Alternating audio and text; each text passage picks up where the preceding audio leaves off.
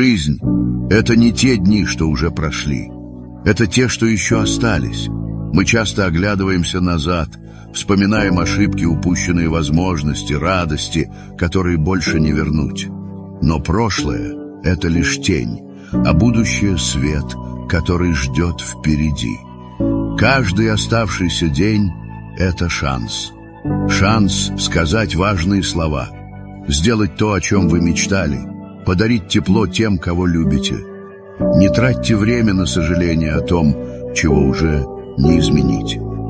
Лучше спросите себя, что я могу сделать с тем временем, которое у меня еще есть. Ведь настоящая жизнь — это не воспоминания, а моменты, которые вы создаете прямо сейчас.